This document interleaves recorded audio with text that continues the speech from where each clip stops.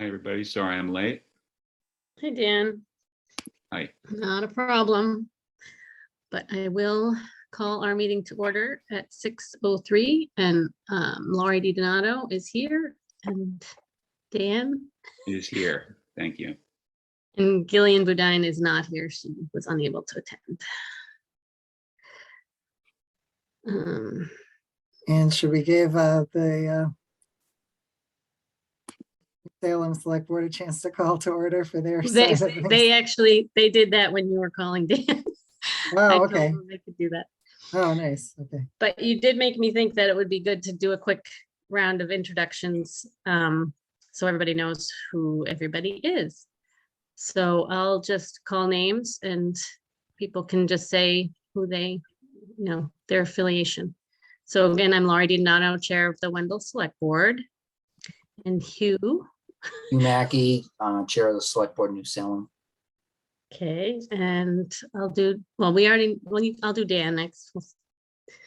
Dan Keller, member of the Wendell Select Board. And Carl.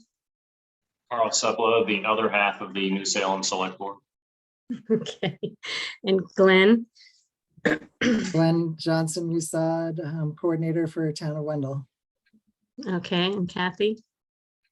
Yeah, Kathy Neal, Town Coordinator for New Salem. Okay, and Tim. Hi there, Tim Newton, Health Agent, Town of New Salem. Okay, and Jenny. Sorry, my camera's not working. Jen Potee, Chair of the New Salem Board of Health. Okay, and Doug.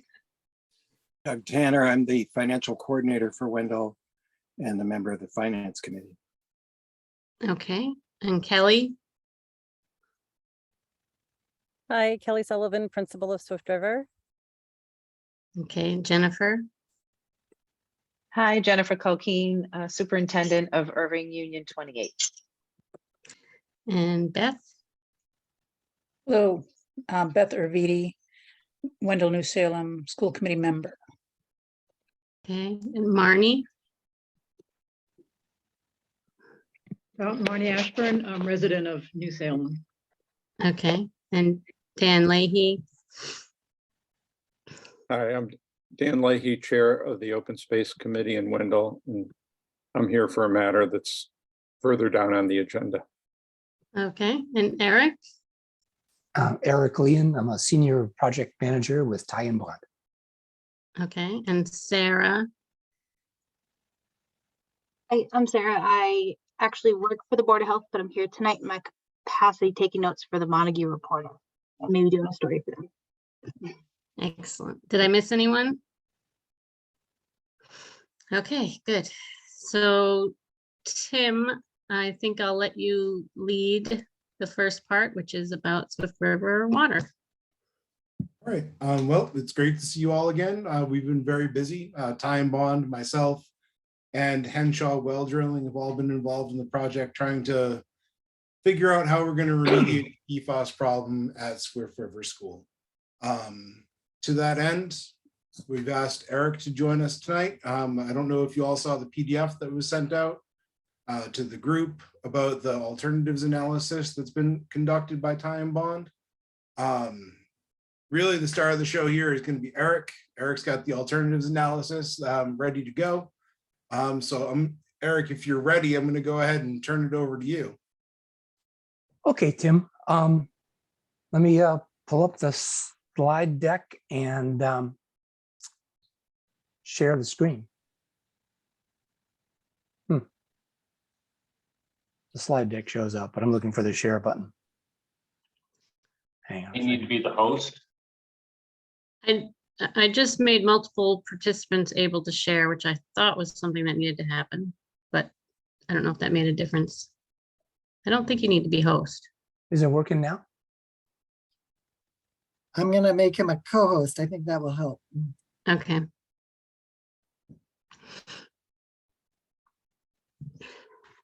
Try again. Try again. Okay. There we go. Oh, you can see it. Yeah. Okay. Success. Thanks for having me. Thanks for hiring Ty and Bond. We're here to help with the videoing of the well, the alternatives evaluation, and to help support you guys as you try and get through Mass DEP's consent order. So I'll jump right into it. We're seeing your desktop of your computer at the moment. Oh, for heaven's sake. For a second, we did see your PowerPoint, but I think you have to switch Really? it's showing. Okay, let me try something else.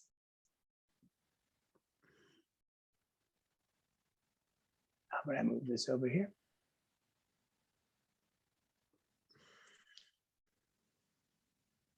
All right, thanks for letting me know. Sure. How about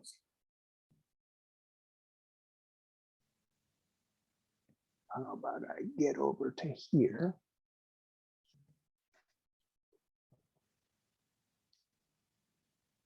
And it's funny, I haven't done much zooming on this computer, so it doesn't work as expected.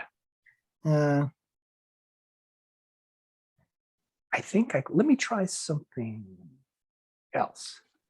I have it up. I might be able to share it. I don't know if that will be easier or not.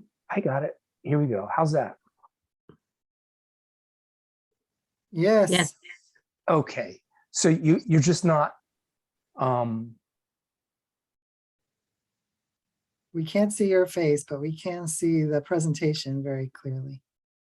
do you see just one solid presentation? Yes. Yes.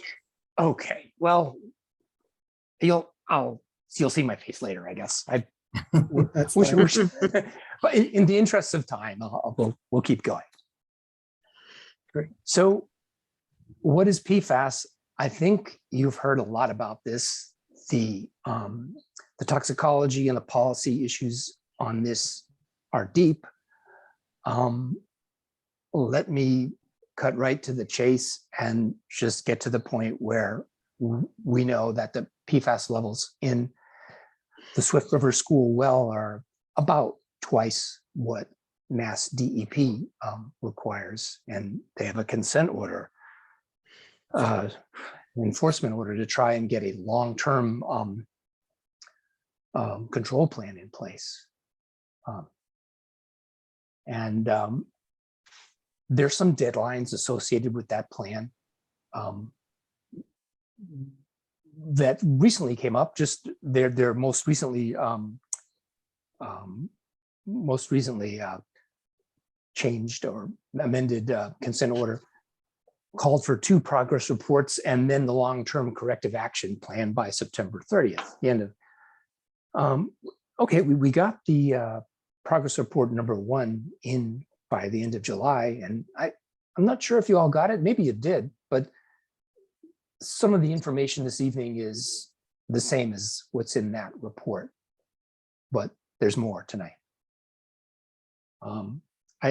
At this point, I mentioned that this is a long-term corrective action plan. It does nothing for what happens when school opens in September. I'm sorry to say, this is looking at the long view, and I know you're up against the situation right now, but looking further ahead, what are the alternatives? 3, basically, the treatment system that you've seen before, drill a replacement well or repair the existing well. It's like plan A, plan B, or plan C. And again, we're trying to get one lined up, adjust it, tweak it as necessary, and try and move it ahead. Alternative A, the treatment system, the PFAS treatment system. You've probably seen this before. This is the isometric or schematic from the previous engineer, Berkshire Engineering. As schematic isometrics go, it's not bad. It basically describes a treatment system that is with the material inside it that's approved by DEP. They like to approve the media that's used. They like to approve the system in place, and the current corrosion control and disinfection is to continue on. what that plan doesn't show, it looks good on paper, and I cast no aspersions on the previous engineer. That is a treatment system, but it does have to somehow go somewhere. And the main candidate was the mechanical room. I'm not saying it can't possibly fit in the mechanical room there. I'm just saying there are some challenges in doing that. It's a pretty tight space if you were to put it in there and also meet code, mechanical code, OSHA code, NFPA code. I'm not doing an exhaustive code review here, but when you glance at the mechanical room and here the view is somewhat distorted by it, you get a fisheye lens effect. It would kind of want to go in this area. The wellhead's in front, an oil-fired hot water heater here, a ladder here, those two chemical tanks here. Some good news is this tank here, part of the boiler system, is no longer needed. It's obsolete and could be removed, thus freeing up some space. But yet, this is a scale drawing. You can see the wellhead. You can see the ladder. You can see some setback distances imposed by OSHA 1910 regulations, and some setback distances imposed by NFPA. They're not particularly stringent. They just say, don't wedge things against the oil-fired hot water heater. But yet, when you put these together, the existing tanks and their containment, and these 4 tanks that are part of the proposed treatment system, piping's not shown. It gets kind of tight. And again, I'm not saying it's impossible, but it's, when you get into the design to scale, it's not certain that it can fit and meet code.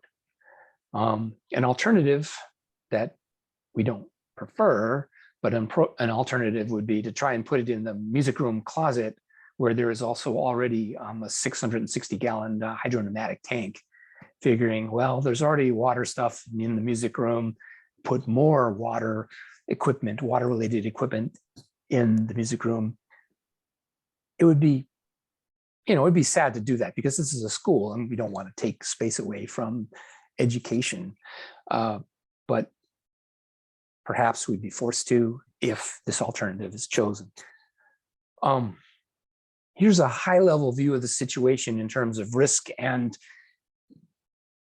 opinion of probable costs. $75,000 in capital costs, ballpark, $7,000 in added annual operation and maintenance costs. These are added to whatever you do now. And added costs, I mean, the cost for additional sampling, because I'm assuming that when you have a treatment system, you don't just leave it there.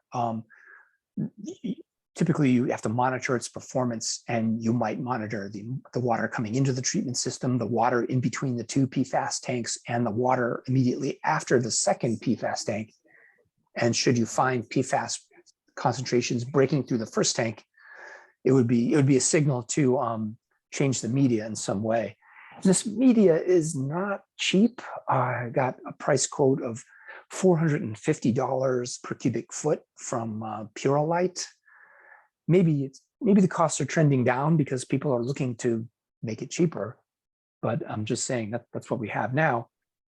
And using some present value analysis, $7,000 a year mapped out over 20 years at 5% interest is, an equivalent value close to $90,000 interest compounded annually, which is kind of unusual, but it's just a comparative number that, years of annual O&M cost have a cost. So you're going to wonder, naturally, well, how do you get $75,000 and $90,000? There's some guesswork here and a bit of hand waving. I'd like to indulge you if you can see these numbers. They're on paper, I hope perhaps in the handout that you've gotten. And can I, if you allow, let me just go on to the next alternative, and then we can discuss things later on in questions, if you'll humor me with that. So Sounds good. all right, so I'll keep going with alternative B, a replacement well. A replacement well is a particular DEP term that perhaps allows some administrative expediency through DEP's, administrative permitting process, perhaps, but not necessarily. And the replacement well means that it's within 250 feet of the existing well, and that seems doable. There's issues with controlling the zone 1 of the new well. It certainly has to stay away from the septic system, which is over here. It's probably feasible to do that. Even if you have to be up here on a bank and do some cutaway in an existing bank, it's probably possible to do it. That is the installation of the well. But there's some risk to it. You don't necessarily get good quality water. I mean, there is water around. You can see a wetland nearby from the west branch of the Swift River. You're probably likely to get some water, even through fractures in the rock. But the water quality is not guaranteed, whether it's PFAS or some other contaminant, natural or unnatural. It's not unusual to come up with something. You're a bit over 105, a bit in that range in terms of capital costs. I come upon those numbers through, again, a bit of hand waving and budget level costs, just by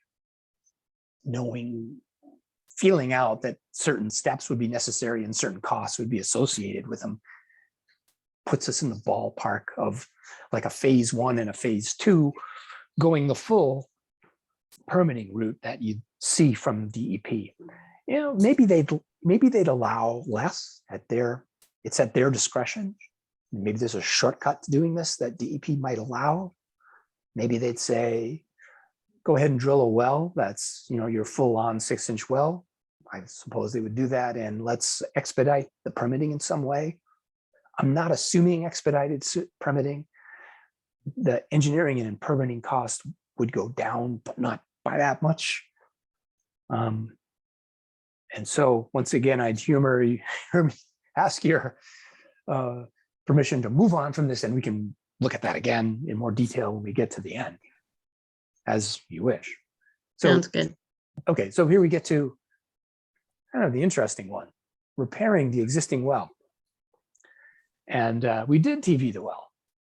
The first week of August, we managed to do that, and it was interesting.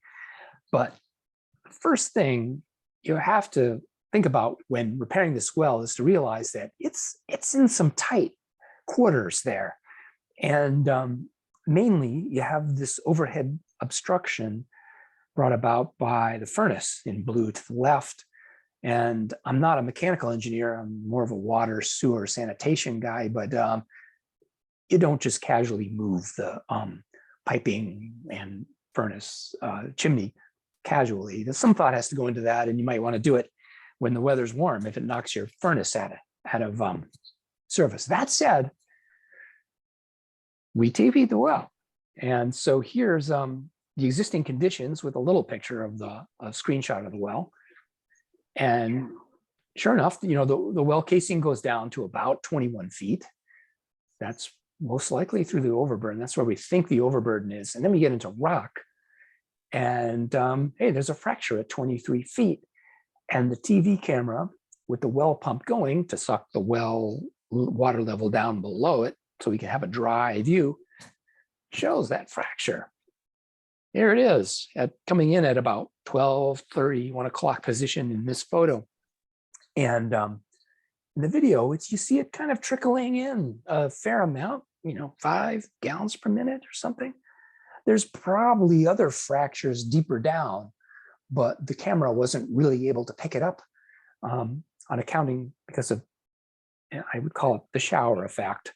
As the as the TV camera went deeper than this, it had this particular stream trickling over the back of the camera, and it kind of like is like hanging your head down in the shower. The water is kind of hitting you in the back of the camera, and it's kind of dribbling over the front of the camera. But regardless, the question is PFAS entering through this fracture? Maybe it is. Nobody knows for sure. But I respect that the fact that the committee here has some thoughts on that idea, which is why you wanted the well cameras. Moving on. How would you know that that PFAS is coming in from that fracture? It may be possible to test it because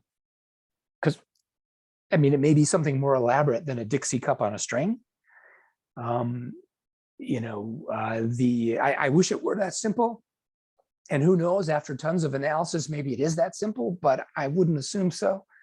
There are, you know, some established ways of, you know, isolating an area of a well and testing it, and it's from inflatable packers, something like this.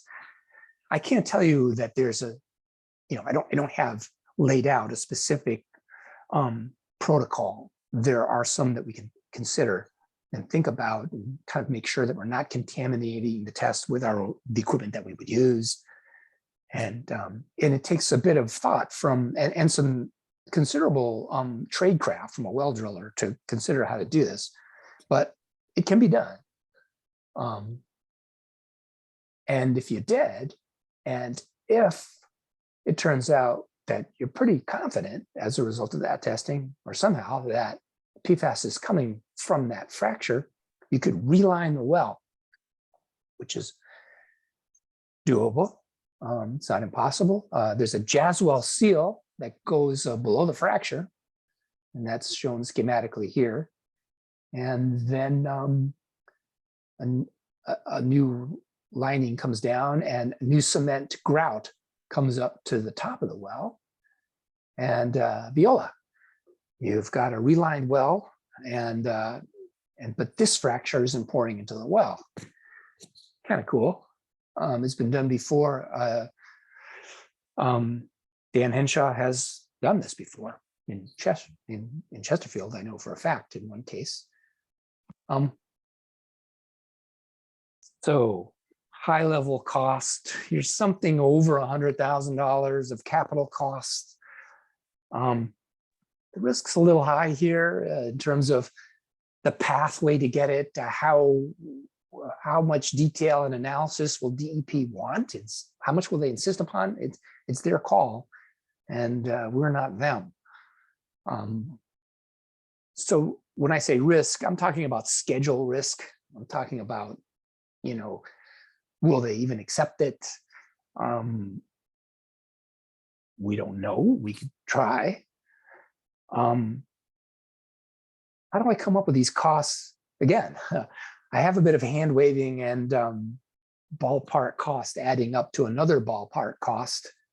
But, you know, for budget purposes, I have to say, if you did it in this way and had a test and then waited at least for the test results to come back where you say, yeah, good enough, and had not much time for DEP review, and you just kept going, assuming everything's positive, you're into over $108,000. Okay. Time. We talked about money. Let's talk about time in a little more detail. If you say from the time you say go, tie and bond, new change order or contract with tie and bond, we hope. You would say, design this stuff for us to be bid, you know, by ordinary, you know, state procurement standards, you know, chapter 30, 31. You know, we'd have a design, we'd have a bid, we'd have award, go into the construction phase. Each of those phases takes a bit of time. Generally, things going fairly smooth, 12 months. just in terms of thinking about this process. And then when you put that on a Gantt chart, because everybody loves Gantt charts. Not everybody actually loves Gantt charts, but they're tools. Treatment system, you could say you could come up with that, you select that, let's say. You could tell DEP, we're going to go with a treatment system. They would probably be clapping their hands quietly behind the phone call, and they'd say, fine, go with it. And, you know, a little over a year later, you could have the treatment system in place. And that's what this bar represents in the top, a year of procurement, including, you know, planning, design, bidding, award, go build it. Iron out the issues with the code compliance. It looks kind of like that. On this Gantt chart, I tried to put some green bars. Can you see my cursor moving around here frantically? Okay. Yes. Yeah. Okay. I try to put the green bars in here, as you might guess, to indicate when school is out of session. And that's good to know. I guess you don't want to do things like this while school is in session generally, but not impossibly so. Replacement well, similar schedule as the treatment system. And then when we get into repairing the well, I'm sorry, things get a little chaotic here because there's a number of ways to go about this. The top version in terms of time frame is sort of like your worst case, that there's a lot of testing that DEP insists on. These dotted little symbols here recommend proposing and ruminating with DEP and having DEP's review of testing protocols, and then them insisting on those testing protocols. And then we say, okay, then the test pans out. And then we go into design, bid, procure, and assume that you'll have to build when it's warm, because the heating system would be dismantled. That puts this is kind of like worst case. You're looking at construction, well relining in summer 2024. Now, alternatively, in a hypothetical situation where DEP says, well, just go ahead and do it. Or somehow we can convince them that we have pretty good data or a pretty good hypothesis that we think this can happen. And we have somehow some confidence that it'll work. We can instill some confidence that this would work. We'd say, heck, we're not even going to test it. We're just going to go with the relining of the well. And then we're into similar timeframes as alternative A and B, and we just run with it, go reline the well. I don't know if that's possible. It's kind of DEP's view of it. Imagining I'm not DEP, of course I work for you, not DEP, but if you were DEP, they might think like, well, this is, you know, not a good chemical to have in the school's water supply. We would prefer it be resolved further. You know, can you quickly assure us that, you know, this can work? I don't have any data. Perhaps you do, but let's talk about that some more as we summarize the alternatives A, B, and C. You know, capital costs over here on this in this column, added operational costs in this column. Some attempt at getting a grip at the risk level over here. And I mean, by risk, I mean also schedule risk as well as success risk in eliminating the PFAS. And you know, the next steps are to try and select an alternative if we possibly can, and to meet DEP's criteria or consent order rather, and really try and consider actualizing this, because I've assumed all the money is readily available and done no budgetary analysis, and then consider those things that I haven't considered and put them into the long-term control plan. I'll end with one anecdote that's a cautionary tale. I don't mean it to be a cautionary tale yet. I'm sort of I'll show you a case in Chesterfield. They had a community well, small community well, fairly shallow bedrock. It had nitrate contamination. And between 2018, 2019, they thought, we don't want a treatment system and the costs. Let's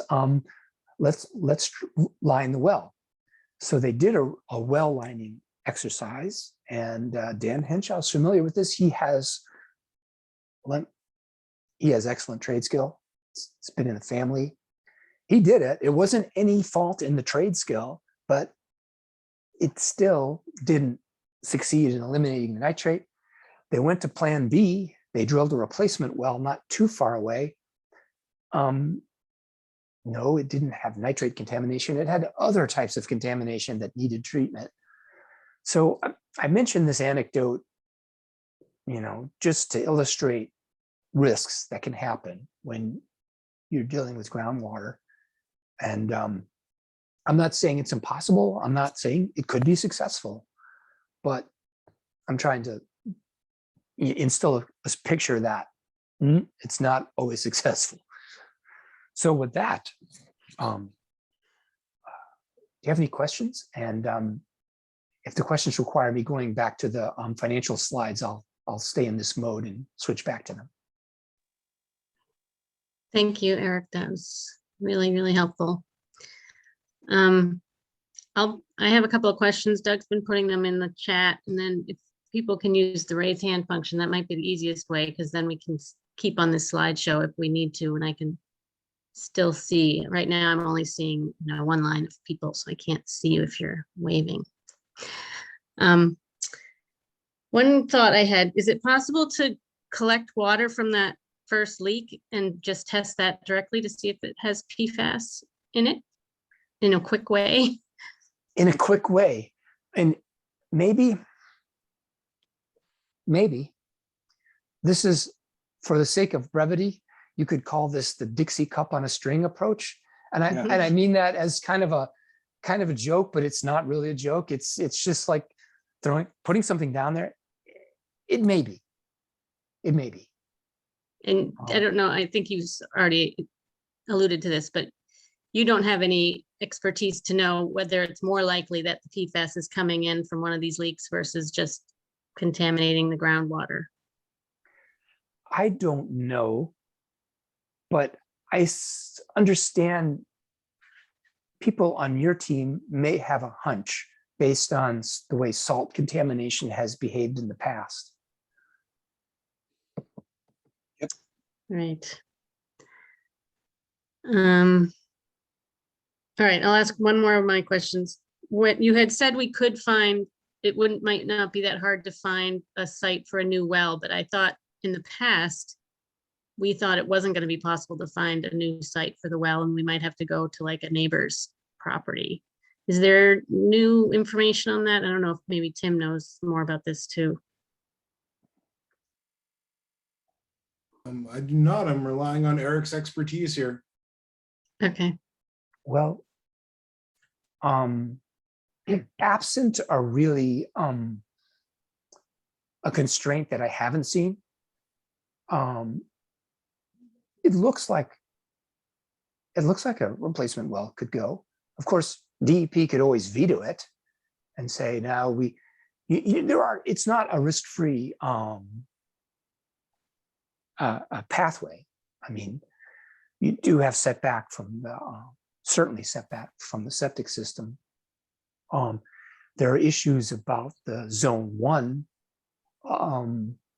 It looked like the zone 1, if it's 100 feet or more, and I think this was alluded to in the report that went to DEP at the end of July, and there was some kind of alluding to, well, suppose you have the zone 1, and suppose you calculate the zone 1 based on 6 gallons per minute, and you get something like, I don't know, it was over 100 feet radius, and it bumped into and over the property lines of the Swift River School and bumped into the neighbor's property But the neighbor is, encouragingly, perhaps, the neighbor is the Wendell State Forest, owned by the Massachusetts Department of Parks and Recreation. So maybe we could get a pass from Mass DPR to say, well, okay, you're infringing on us, and we promise not to build a chemical plant or something there. I'm being slightly, I don't mean to be funny, but I mean, let's say that they're not going to do something over there, or might be aware, or somehow promise us, or somehow be convinced that it's okay to have the zone 1 go over there and consider it reasonably safe. By that inference, I think it could be possible. Okay. Doug, do you want to just unmute and ask your questions? Okay, I believe I had two pretty simple questions. One was about to start with the second question. One was about the costs that we've already incurred for the engineering that you've been so helpful with. Would any of those costs be rolled into these estimates, or is that entirely extra? Good question. You've paid, or you have an agreement with Ty and Bond to do the testing of the well, the camera testing of the well, some alternatives analysis, which is this, some reporting, which has happened already at the end of July and will continue to happen at the end of this month, and some assistance with to help you come to an alternative or a path forward. So, when you say costs, like these are budget costs to help come up with an alternative, and these are paid for in what the agreement we have now. Wait a minute, that didn't quite answer my question. Good question. I think what we're getting invoiced from you somewhere in the neighborhood of $23,000, something like that. I don't know. I can't remember exactly. But so what I'm asking is, in this 75,105, 108, would any of those estimates include any portion of that 23,000, or is that no? Short answer, no. Okay, that's fine. That's all I want to hear. Just to be clear about that. Okay, then my other question is a little different. It's like, well, if the leaks are the source of the PFAS, which, as you have noted, we have some reason to suspect that to be the case. And if that was true, whether we find out for sure or not, are these leaks now contaminating the aquifer? Well, given that you're already pulling PFAS out of the aquifer by virtue of the well that's there, you might say that the aquifer is already contaminated with PFAS to some degree. So it's interesting to me that DEP says nothing about that. Well, I guess it's not part of this particular discussion. You've probably heard of programs that they've offered for testing private wells. It's a policy question with this very difficult topic. So I'm not DEP. I know it's just so, but I think there's an issue here that you would be involved with, because if our leaks are contaminating the aquifer, and their solution was simply to put filters in so that that contaminated aquifer water no longer goes into the pipes in Swift River School, but it's okay to have that leaky well there contaminating the aquifer in perpetuity, that's absurd. Let me rephrase that. So if I'm getting your point. So if the aquifer is contaminated, what about fixing that? So there are aquifer, there are ways of pulling water out of the ground, treating it, and putting it back in the ground. That hasn't been discussed yet, and it really wasn't even on our horizon. but So, it's not a and bad point. So Eric, let me say this. So, okay, so if we just put in a filter, the aquifer would continue to be contaminated. But if they are very concerned in general about the environment, etc., wouldn't it make more sense for them to say you must either repair this well or close it and seal it so that it no longer does and contaminates the aquifer, and then do something else? To me, their solution is putting a bicycle patch on a tire. Doug, up until now, they don't know about this leak and they are assuming that the aquifer is the thing that's contaminated. So I think we'd need to take that next step and I see agree, what they but say. I agree, and you know, I just want to say that yes, but me and Jim Slavis blew the whistle on this 2 years ago, and part of the reason we blew the whistle on this and said we need more information was because it was fairly obvious to me there was other issues involved, and to Jim it became an engineering issue that was clearly an issue, and it strikes me that the DAP saw this as only he saw only one little component of it and never bothered to look any further. And you know, we have good reason to mistrust the DEP, and that's because of what they've done with us in the past, and that's not really the issue. But I think that it's important that we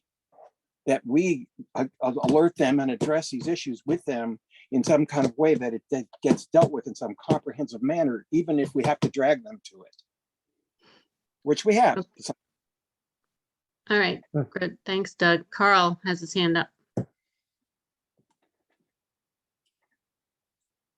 Yeah, I was actually there while they were doing the camera work. And so I was speaking to the Henshaw guy.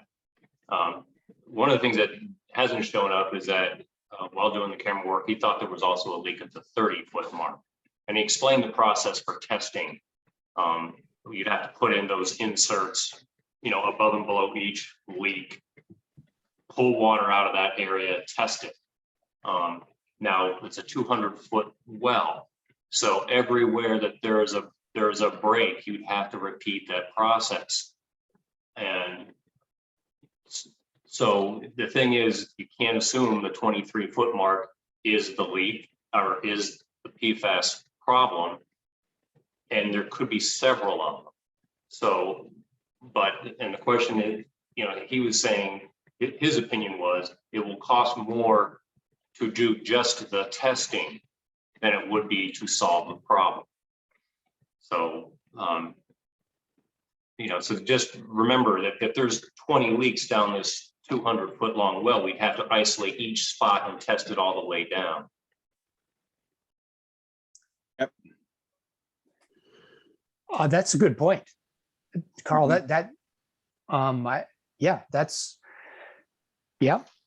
You know, focusing on the fracture at 23 feet is kind of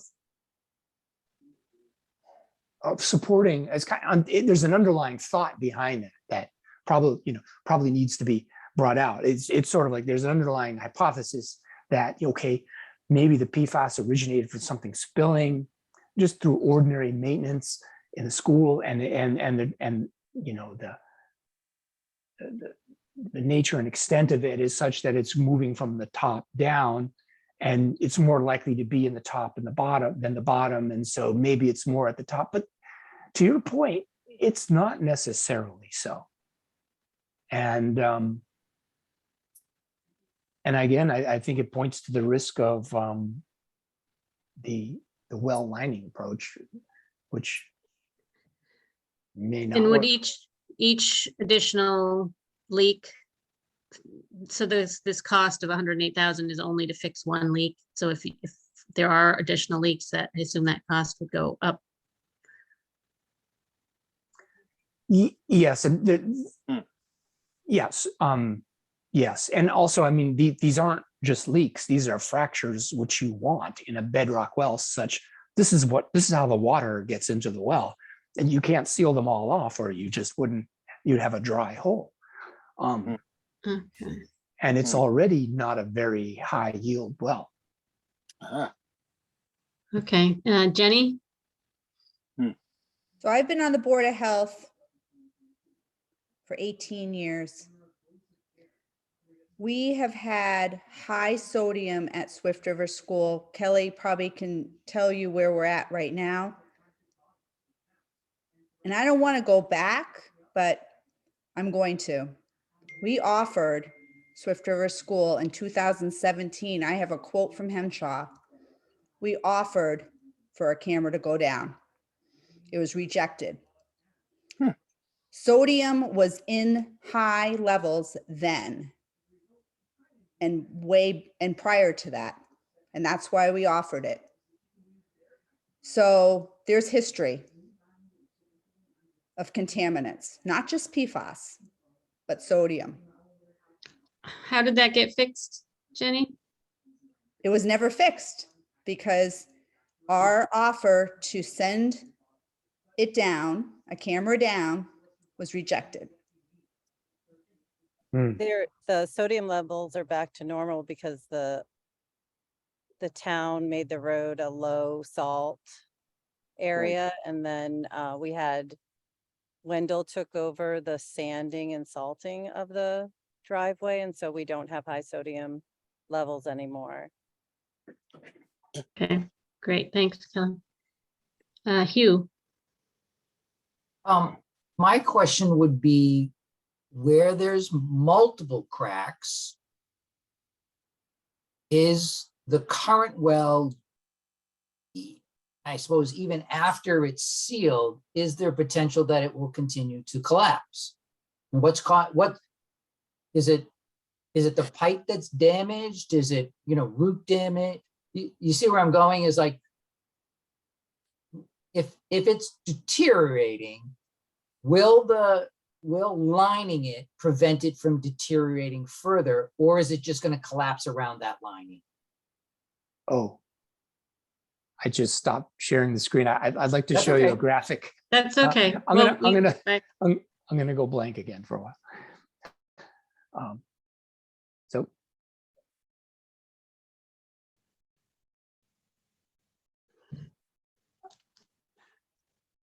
Can you see the screen? Yeah. Yep. Okay. So here's a schematic of the existing conditions. It's not that the well itself is that damaged. It's not that the well casing, and I'm running the cursor up and down the well casing, which is just a heavy metal pipe, steel pipe down into the ground. It's not that the well casing is damaged. It was a bit crusty in here, I'll say. The cracks aren't really cracks in a bad way, like bad concrete is cracked and you're concerned. These are fractures in bedrock, which you actually like to see because that's how the water gets into the well. Okay. So, but the terminology is a little awkward. It's like you have to put on your hydrogeologist hat and consider, well, we're really dealing with groundwater here, and you actually get to see what it looks like in there, which is kind of cool. But so when you see this, I mean, if there wasn't a contamination problem somewhere in here, you'd look at this and go, cool, I found a fracture. I like that. That's more water getting into the well. And if you'd like more of these, because that means a higher yield well. This just happens to be the first well that fracture rather that the camera could pick up as it went down. And you're right, there was perhaps another one down lower that he was less sure about, but this is very clear. Yeah, I guess my question kind of goes back to, if we line it, what happens around it in another 10 years or another 15 years? So, or does that material take over the current structure? Okay, yeah. I mean, here's the proposed fix in the schematic view. Yeah. I think I take your point. I mean, will the grout last forever? Yeah, it's concrete. It's cement rather. It's cement that's kind of pressurized and pushed into the sides, kind of under pressure. It's forced back into here. It tends to want to stay there. And the Jaswell seal is kind of a temporary plug just to hold it there while the pressure is going in there, while it's kind of oozing into the cracks. it can't say, I mean, it could go wrong. It's not as good as the original borehole. And yeah, I mean, basically, I don't know. It might last as long as the school stands. It might last less. I'm not sure.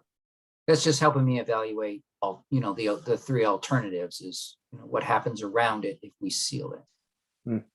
Fair enough. Okay. Right.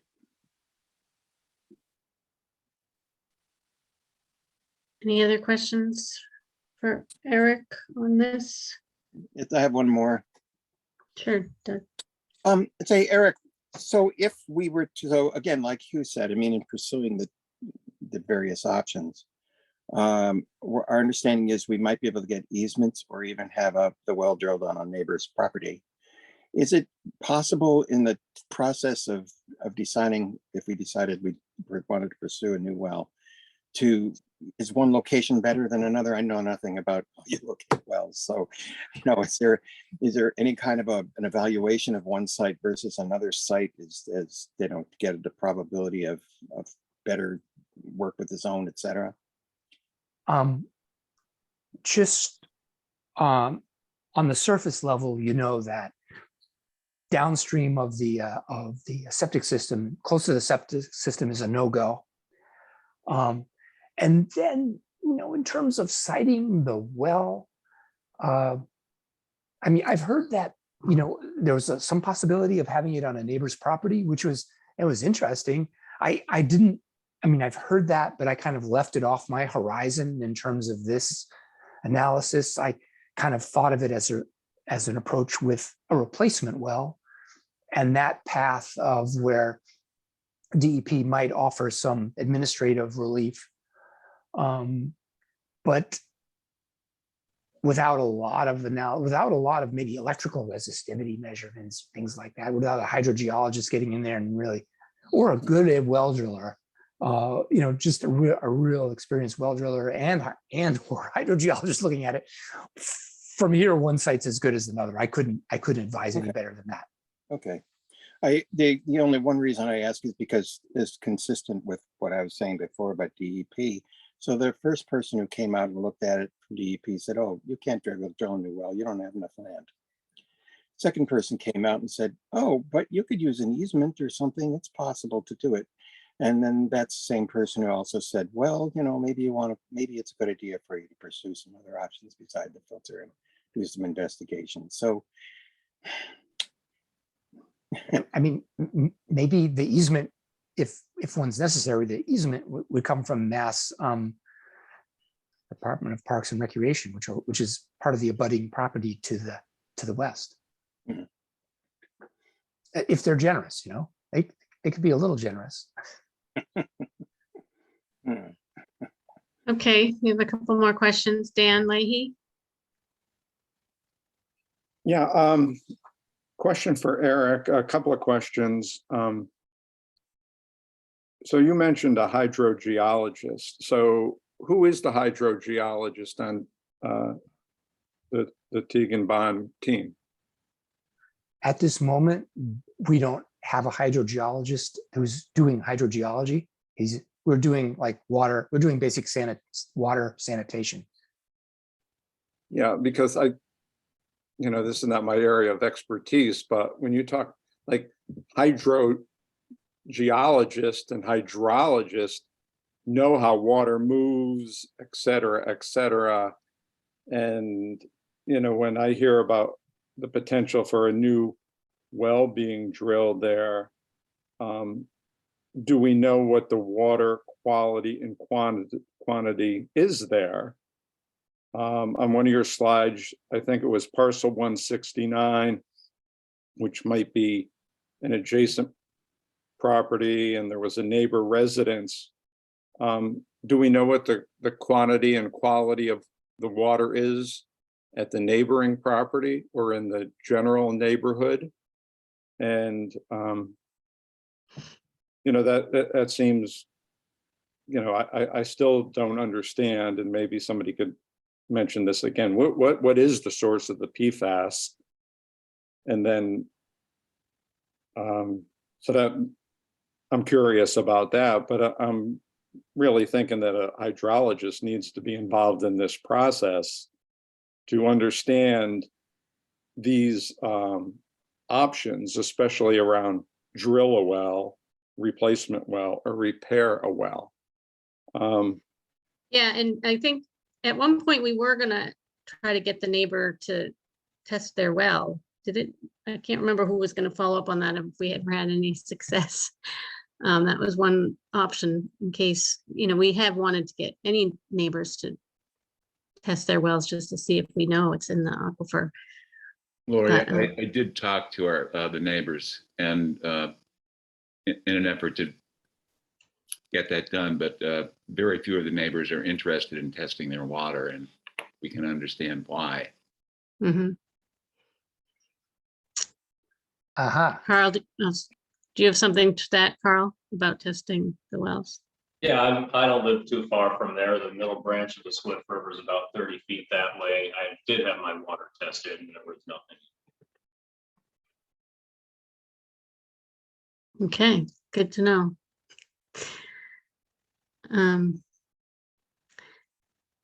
Yes, so I don't know if Eric has any thoughts on that approach, if it would be part of what we would do if we decided to drill a well.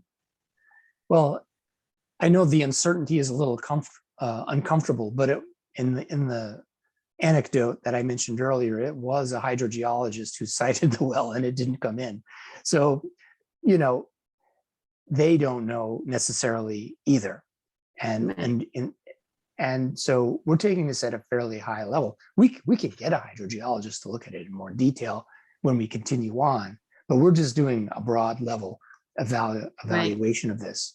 And, nope, you don't know the quantity and quality of water that you're going to get. But to your point, I agree with you. It would be nice to have a survey of the surrounding wells. It would be nice data to have as far as data goes. But the issue you mentioned, some people don't want to do that. That's a personal choice. And I don't know what to say about that. Yeah, okay. Dan, did you have something else quick? Dan No, Leahy? I'm No? all set. I'm all set. Okay, Thank you, Lori. great. Beth? Thanks, Eric, for all your information. My question is real simple. Was there a final recommendation made by your company? Well, we haven't made one yet because I wanted to hear what you all wanted to do because it's your school. And it's money that, is being spent by you or arranged by you, and you're the customer. I know you'll be looking for engineering recommendations, and we can provide that. I wanted to hear more about why, and I think I heard something here that was interesting. Why, because things, you have the experience of living here and working with this place, and I'm just coming in, fresh on this, that you had experience with salt contamination. And it appears, I don't have the data, but it appears that stopping road salt helped, stop, salt contamination, which kind of, here's a lot of hand waving saying, well, the salt got into the well somehow, and then we stopped using the salt. Well, and you're reasonable. It's fairly reasonable to think that way, but it's not hydrogeology. They like data. If there existed data to support that hypothesis, and then you, on top of that, had a hypothesis that's based on some kind of information that the PFAS was just this ordinary, innocent spill of floor wax or something, or down a floor drain. Some of it got down a floor drain, and the floor drain piping was cracked, and that's how it. You could imagine these things, but we don't know for sure. But if that kind of thing was happening, it would suggest PFAS being kind of shallow, and it would suggest, maybe you're onto something with sealing off the upper fraction. That said, there's no guarantee that that's the case. I'm sorry to say that, but I have to be, honest about what we don't know. One quick other little question. And Doug. if we were to drill a new well and wanted to close that existing well, is closing it for the sake of the aquifer just as simple as pulling the pump and by putting a bunch of cement in it? Well, there is, and I did think about that. That's a fair issue to bring up. Closing the well, typically people put cement or grout, bentonite grout down in there, and they seal up the well. There's a whole procedure for it. Mass DEP has a procedure. In other states and pretty much around the world, they have a way of sealing up wells to keep additional contamination from going down there. Whatever else is in the aquifer, well, we're not really affecting that. It's already in there. Would I be correct to assume that's not a terribly expensive thing? On its own, no. Okay, good. That would be part of the scope if that's part of. Correct. Okay. A part of abandoning that well implies, not using that well anymore implies well abandonment, Okay, Dan Leahy. Yeah, another question for Eric. So if the aquifer is contaminated, the water in the ground, why would you repair the well? If you repair the well, there's some assumption, I think, about, well, we would stop the PFAS if it was floor wax that's still coming into the well at a shallow point. But you're still going to have contaminated water coming out of that well for who knows how long. Yeah. That's right. Okay. Carl? Well, based upon the data that we have, about the only path forward that I see is a filtration system. I don't want to gamble with taxpayer money. I want the school to be functional.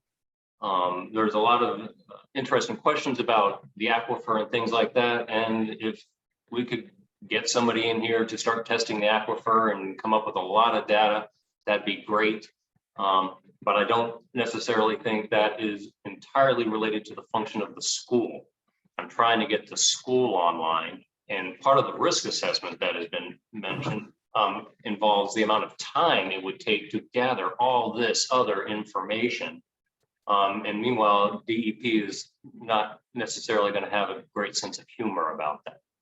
So I myself am in the filtration camp on this one. I just want to solve the problem and move on. Okay, thanks. I had a question related to that for Kelly. Does this music room installation seem feasible or desirable? Or where are you at with that? Those two options, alternatives. Well, we never want to give up any space, any type of teaching space, right? We just designed that closet a couple of years ago to meet the needs of our growing music program. I also want to bring to everybody's attention that we are aware that underneath where that water bladder is, that there is asbestos. So I would suspect there is asbestos underneath the floor there. So depending on what the construction would do, what we need to do, then we may have to remove asbestos. That's the only place in the building that we believe it's left, but it's been contained So it's never been removed. So And if the system was put into the mechanical room, you're saying that's when that would have to be if it dealt was with put into the music room. into the music room, okay, because that's okay, that's where the other water Right. part is, okay. Yeah. One So- more thing, all right, Right. Tim. So I just wanted to add that these options are not necessarily mutually exclusive. You can do the filtration, and then later with if the costs get to be too much, you can look at siting a new well. But the filtration or setting a new well, any long-term action plan, corrective action plan that's approved by DEP will get them off your back. So maybe the filtration is the best option for right now because we know for sure that it will work. And then further down the line, we can do something different to put a better fix into place. Or maybe there'll be a new technology that treats PFAS that comes along in 10 years from now. And that way we can do a better repair. So choosing one option doesn't exclude the others. It's my only point. Also, oh, I'm Oh, sorry. go I ahead, meant- Kelly. I wanted to tell you too, that we did have our inspection by DEP yesterday. They come in and just inspect everything that, for the water down in the furnace room. And it was Christine Samard, and she said that she actually does help with a new well placement and figuring out where it goes. So she would, so she wanted us to know that she would be more than willing to come out and work with us if that was the route we were taking. So I just wanted to. Thank let you. know about That's really good to know. Yeah. So from a fiscal viewpoint perspective, if you wanted to say we'll do one and then the other later, the more efficient and the better chance would be to put the new well in first. And if it didn't work, then put a filtration system in. At least you'd be putting in whichever well worked better. And you might not have to deal with the asbestos issue. But I would not, the FinCom is not, I can tell you, the FinCom will not approve doing a filtration system with the caveat that if we don't like it in a few years, we'll drill a new well. We won't approve it. You can try to get it through town meeting, but I don't think we won't go behind it. Okay, Hugh? I think I just got my answer. I was curious, was Wendell ready to make a decision tonight on which direction to go? And, what was your financial commitment? I don't think any of us have a choice about financial commitment or what happens to the school. There's got to be some kind of commitment. It's either if finance just told us they're not going to approve what we might decide tonight, how do we fix it? It's a 50-50 cost here. So we all have to be in agreement. Well, what I said was if you're going to move forward with filtration, assuming that at some point you would try a new well, that won't fly. Right. I like the concept. I somewhat agree with Carl. Like, we need to get this moving. This started, I think, more than last year when I came aboard. I'm of them. I kind of agree with Doug. I kind of like the idea of a new well. The part that scared me was that we may not have the space. And then we're borrowing, we're taking on land from somewhere else. Excuse me, sorry. Yep. Barking. And then go to the filter afterwards, because if that aquifer is polluted, it's a bigger picture. We need to be able to share that data with DEP and say, okay, there's a bigger problem here. We got to correct ours, and DEP needs to take our data and try to solve the bigger global, because this is global. PFAS is global. It's just not our neighborhood. Everything's polluted. This stuff is everywhere. And now it's making its way into our drinking water. So it's a bigger global problem. I don't know. I know that right now, New Salem has ARPA funds that we have not committed based on the school. That's been my discussion over the last few meetings as we've tried to decide what we want to do with our ARPA funds.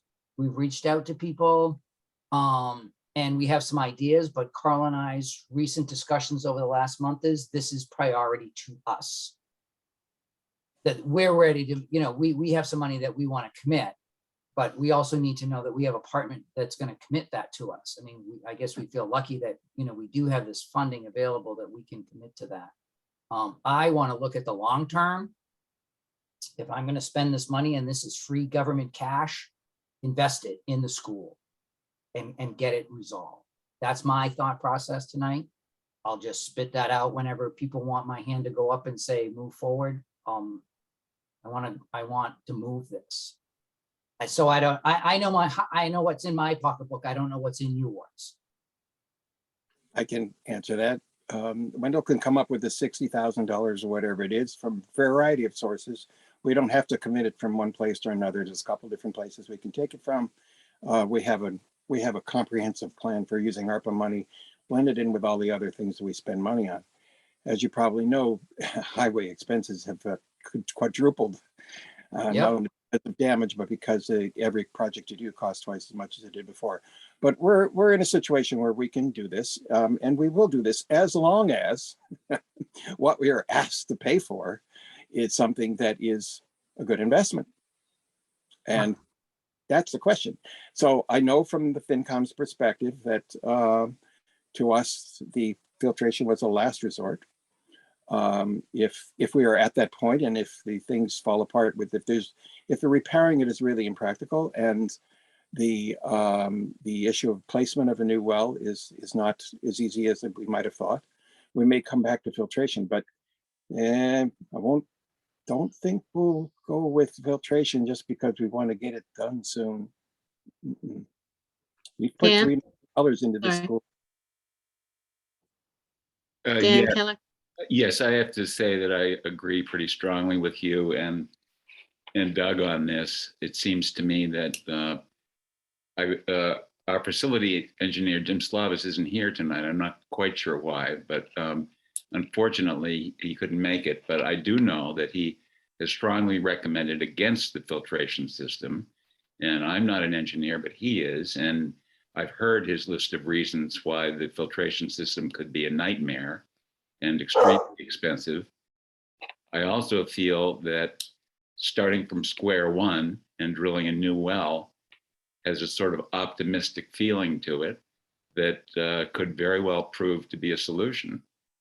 And I think Wendell does have the money, and I'm somewhat of a gambler. So I would say go for the drilled well. Let's try something new. Thanks, Dan.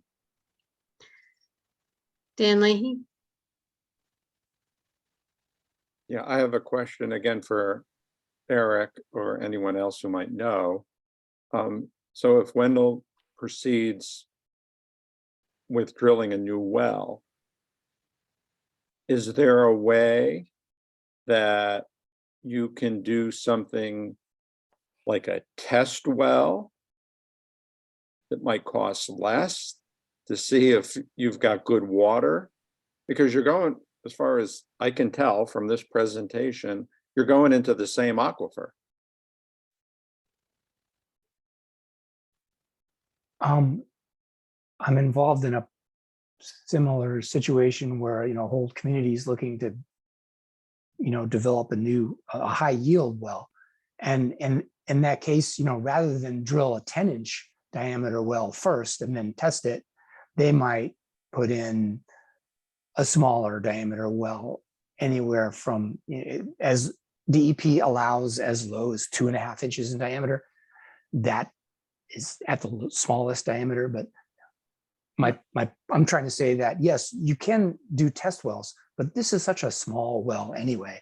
Yeah, I know Dan Henshaw, and speaking with him, his recommendation was, well, if you are going to go with a well, which is not a bad idea in his view, then just drill the well, drill the 6-inch well and let that be the test well.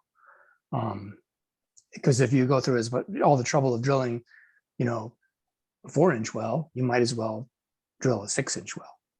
We're not trying to get 100,000 gallons per day. We're just trying to get some reasonable amount of water out of the ground. Thank you. Well, Lori. Kelly, yeah, Kelly, go ahead. I do remember when we were having the sodium issues that we did test water from all our neighbors that wanted it tested, and no one else had sodium but us. Huh. So from all the area wells, and that was tested by the place in Hatfield that was testing water at the time. So depending on if we had to move out of into someone else's property around us, none of the local houses around us had sodium. Okay, good to know. Dan, did you have your hand up again? Or is it left? All right, maybe Hugh can go next. Oh, I did. Jen Poti put a comment in the chat. It said the well at the Swift River School is a public water supply. And I'm just curious to expand on that. Is that in case of emergency, meaning that people, we're going to feed the community, kind of like we do at the fire station? Is that? Or does that give us restrictions that we can't do anything because it's public water supply? I just wanted to address Jen's comment because I'm not sure where how that affects us. I could answer that. She's right. It's a public water supply, but in an administrative sense, it doesn't necessarily mean that anyone from the public can run up and use that well. It's just that it serves, it meets it qualifies as a public water supply because of an administrative criteria. It serves more than 25 people, more than so many months a year. Okay, yeah, I just was wondering, was there a different criteria that we have to meet because it's a safe place, it's an emergency management building, or if there's anything else. So okay, that's fine. I got my answer. Good. So I know I mentioned this, if we wanted to do that, just test the water coming from that top leak, is that something that you guys could do sort of within a very sort of the same scope we're already in? Would it be that quick and easy? Well, this scope, engineers and engineering fees and this and that, this scope takes us to this discussion, and then perhaps a decision going forward. There's no testing involved in this. That would be a whole. Yeah. So I guess my question is, what would it take to get that done? Do we have to go through a whole new contract with you, or, what would be the quickest way to get that done? You could ask us for a proposal, and we could amend this proposal, and yes, it would be more money. And I haven't figured it out. That's because it just seems having that information could be a good sort of indicator as to whether a new well is likely to be better, whether it's the whole aquifer or just this leak, and might give us a little bit more information. I'm Kelly? not. Yep. Go ahead. And then Eric, did Henshaw speak to you at all about the chimney being a problem to try and recase the well? They talked a little bit about it when we were there. I know it was difficult when we had to replace the well pump, and because the opening to the roof doesn't sit above the well. So I'm wondering if he talked about the cost of, if we went that route, what the cost would be to move that apparatus. Yeah. Yes, I did speak with Henshaw about this. Dan's made a point that that chimney is in the way. It wasn't in the way as far as getting a camera down, because that's a fairly small thing and it bends and it can get in. But when you start putting in like jazz well seals, or you start putting even those inflatable sampling rigs, they may not look that imposing in the photograph, but they are rather heavy, and you need to handle them carefully, and they're kind of long, and they start to bump up against this chimney. So the thing about Dan, he's a well man. He has well tradecraft, and when you're involved with mechanical engineering and mechanical HVAC work, he doesn't really do that. I mean, I wouldn't try and make him do that. It's not really his forte. So he looks at that as a problem, and I would then turn, if we want to pursue this further, I could then turn to mechanical engineers and say, guys, what does it take? What's code? What could happen? And we're not designing things yet. That's kind of a level of detail we haven't got into, but yeah, it is an issue. Carl?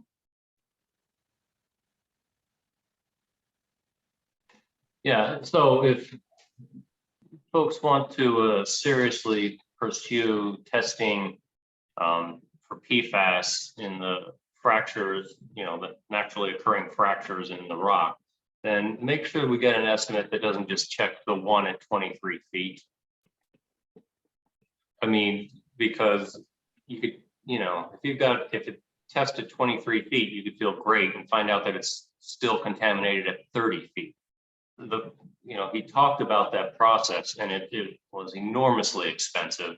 So if you really want to pursue that, make sure we know what we're dealing with.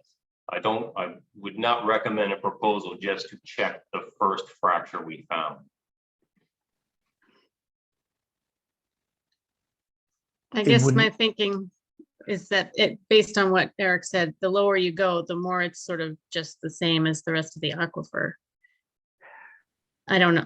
Clearly I don't have any expertise. Yeah, we don't really know. And yeah. Point taken. I mean, just because you have PFAS coming in at the 23-foot fracture, it's true. It doesn't necessarily mean, it's the source of PFAS. Though I'm going to go out on a limb here, and I'm not sure about this, but in thinking about this, if, like, say you have a history of some samples of the well, 40, 50 parts per million, PFAS 6, according to the sampling criteria. What if you took the sample from, I'm not encouraging this, I'm just thinking out loud, by the way.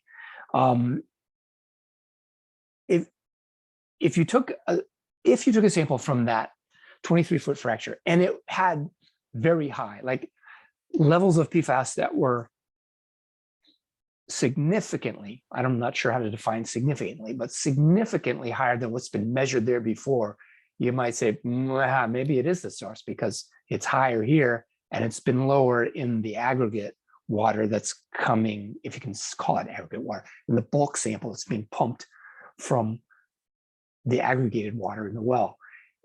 Maybe you could say that, but I'm not saying this because I want to encourage this and weigh it as something more optional than another. The point that Carl's making about it being risky, it is risky still. Okay. Well, I'm hoping we can wrap things up a little bit by figuring out next steps, unless other people have a lot more to say.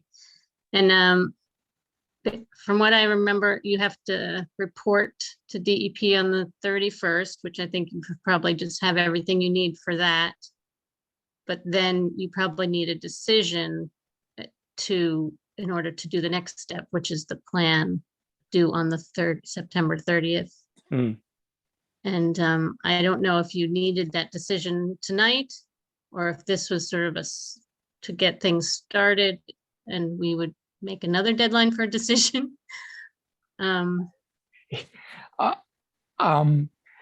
mean, the consent order is your consent order. It's between you and DEP.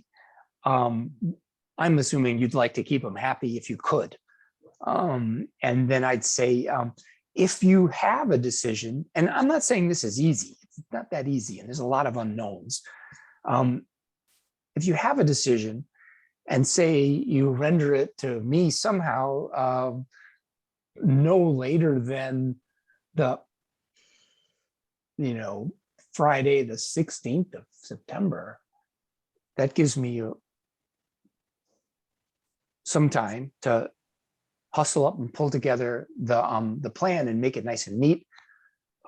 Even when I say no later, that sounds like kind of extreme. Like no later than like September 21, the Wednesday in the middle of the second to last week of September. That allows like a week and a day or two for time bond to hustle and pull together a plan that's submittable to Mass DEP. imagine we can get it done before then. I just didn't know how, if we wanted it tonight was the main thing, if we needed it tonight. No. Short That answer, might no. take a little longer. But Hugh, go ahead. I think mine was the same, is that I kind of wanted to make a decision so that, going into the school year, Kelly has something to tell her parents. I know that's been a concern for the last year. And that, come September, things start to move. August is like waiting for the phone to ring because people are on vacation. I'm comfortable, I think, with mine. I agree with Dan as far as I'll give you mine. I tend to be a middle guy. I agree with Dan to Doug Turner and Dan, like start a new well. I agree with Carl if that's the decision on just filtering it and getting going. But I just kind of want to make this move so that it's happening. It's been a long discussion, and I would like Ty and Bond to be able to start moving and be ahead of DEP rather than 5 minutes before the deadline because we all had another meeting and somebody didn't make it, and you know what I mean? Like, we're here. If we can do that, I would certainly like to be able to either decide on the well or the filter system and get it moving. Dan? Yes, I agree with that 100%. And I think it makes sense to get it going quickly. And so I would move that the Wendell board approve going ahead with drilling a new well. Okay, I'll second that. I guess my only discussion would include, I think I'm fine with that. I do want, I think there's more discussion that, or thinking around, do we want to do this test of the high leak, and sort of, is all of that going to be just funneled through Ty and Bond, or who was it that said one of the DEP people would help us find a site for the well? Christine Simard. Simard, yes. Is that something that would be separate or all within the process with Ty and Bond? Well, that would be, if you hired us to help you site the well and move the process through, we would happily work with Christine Simard. We have before, and make it happen. We could give you a proposal for ushering through the well drilling approvals. We would consult also with Dan Henshaw about his advice on how to do it. We would get, that would be part of the long-term control plan. And the long-term control, that in effect is a long-term control plan. I guess I also have always wanted to hear from Kelly or somebody else from the school, how, if you feel like the fastest thing would be important to you, or if you think just getting it, just making sure we have a process is enough, a plan. Well, I think I can speak for Jen, but she can chime in too. We just want to do what's best for both towns and for the children of the school. So, I think as long as we have a plan moving forward and we can tell our families what's happening, then I'm fine with that. We've already bought our water to start the year. We know that our bubblers, the filters filter out the PFAS. So the kids that are using that and our and they all come with their refillable water bottles because we try to stay as green as possible. So as long as we have a plan, I will support whatever the towns want to do. And as will we in central office, certainly. Great. We Okay. appreciate all the support from the towns with this matter. Tim? Hey, I just had a question for Eric. Eric, if we needed to talk to DCR to see if we could cite something in Wendell State Forest, that's something that Time Bond would handle too? Short answer is yes, probably. Okay. Thank you. Dan Leahy? Yeah. I believe the land that's adjacent to the school, some of the land, is under the control of DCR, but it's not the Wendell State Forest. It's the Division of Water Supply Protection. So they own land. They own land in fee in that area, and they also hold easements, watershed preservation easements over some of the land in that area for the protection of the water supply for the Quabbin, which is at that location, the middle branch of the Swift River. Middle branch. Okay, thanks, Dan. Kathy, did you have a? Yeah, I just wanted to make one point about a new well. And I don't have any skin in this game really, but if you're going to have to go off-site the school, whether it's DCR or a neighbor, you're going to end up having to get easements, which means lawyers, which means more time. Lawyers are slow, especially if it's a private one, who would probably then want money because he's either got to pay the lawyer or the lawyer will say, oh, you should be getting paid for the easement. And I believe it is a public water supply, so you have to go by those rules as well. I just want to caution you that it could cost you more time and money. Once lawyers are involved, having been in that profession, that's what they do. Yeah, and I think that's part of my concern. It would be great if we knew there was a site on the school property that isn't a candidate. And I'm not sure if we do or not. But Hugh, did you have another comment? Yeah, I think just on Kathy's, if the vote is to go for new well, and obviously if the easement becomes an issue, second option is the filter system. You don't really have a choice. If it's going to delay it a year, 2, 3 in land court, you got to do the, we need to understand that the alternative is that would be the route. You know what I mean? Let's just not to start this all up again in another 4 months and go, yeah, well, we can't build on this land and we can't get that land. And it's going to take us 3 years to fight in court to try to get the land. I guess I want to say, you got to be open to that alternative that might be it. We have to go back to plan A. Dan, go ahead. Yes, I agree with that. Plan A is always an option. If these things don't work, and we should be able to find that pretty quickly, if there's a site available on the property.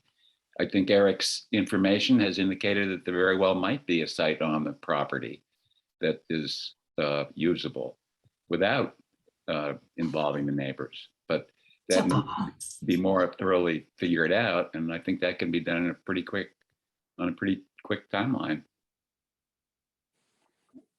Yeah, the concern with like the design, procurement, all that, I guess I wasn't sure if all that had to happen before we could even sort of find the site. Well, I'm raising my hand. Yeah, go ahead. One thing the long-term control plan does is it's a plan, and you propose what we're going to do. We kind of take these factors and we put them together in this plan. And the factors that you mentioned are truly worth considering. We kind of organize these into a plan and we present it to DEP. And they get a chance to chew on it a little bit. And so the planning helps. Now, they may come back with something that's helpful, something that's unhelpful. And the fact that Christine Smart has already been on site looking for a new place for a well is encouraging. If, I don't want to read too much into that, she may go back to the office and say, terrible idea. We don't know. I hope not. But, I mean, if this is the plan, then you will have come up with a plan by the deadline, and then you go from there. Okay. Doug. Oh, it all comes back to really, I think seems to be some agreement here, I think at this point, that comes back to the very beginning of this, which is that if you're going to put money up, you bet on the best bet first. And if that doesn't work out, you do something else. And I think it's pretty clear that the best long-term option would be a new well. The risk on it is less than either of the other options. And there are risks. So if it falls apart, it doesn't get enough water or whatever, the quality is no good, then you do something else. But I've never felt bad about investing money in something that didn't work out. If I at least thought that the thing that I was investing in had a good chance of making it. And I never believed in punting before you have to. And I think that's the way we've been managing our town. And I think that's the way the FinCom is going to think of it, because we really have talked about this quite a bit.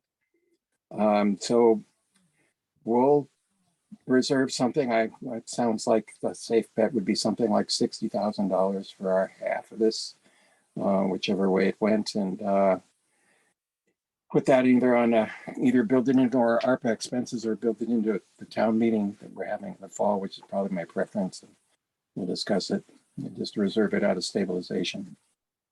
And Carl? Sorry. Yeah, the presentation did not indicate that the well was the lowest risk option. It was the filtration system was the lowest risk option. It says it's the filter, right? Low. The other drill replacement is medium or high. I have that right here. yeah, that's what they say, but our engineer doesn't exactly agree with that, and neither do I. Because the long-term implications of putting it in there with the asbestos issues and the extended expenses over the next 10 years, and a lot of unknowns there make it a higher risk to my mind. Right, you're transporting, and part of the issue is that you're taking that potential contamination and you have to deal with it. You're paying to deal with it. Because it contains it. And then that was the discussion last year with the water filter system, was it's going to cost you $100,000 plus the removal and all that work each. I think it was quarterly or something, that you had to, clean the filters and remove the contamination, and then you're responsible for the contamination. And Jim also had, if we read his report, if we brought it up here, Jim also had chemical issues with the filtration system that he thought were not really well engineered. And this is something new going on in the state, and it all adds up to me as throwing good money after bad, unless we absolutely have to. Right. Okay, I'm good. So I guess this was one reason of maybe not being able to make a decision is if the two towns don't agree. And Gillian, our third select board member, is not here. Go ahead, Hugh. Well, because right now, Carl and I we're a couple. I mean, we're just a pair at New Salem. So right now, we both have a different opinion based on this conversation tonight. I'm comfortable. Yeah, from our discussion, because I'm looking at both. I'm comfortable if Wendell said all we want is the treatment system, I would go with it, but obviously because I'm overruled. Right now, Carl and I are just we're both starting from a different spot. So we might have a standoff tonight. So I'm not sure. We haven't voted. And in talking about risk, I guess doing a well, but you're risking extra time and extra money if it doesn't work out.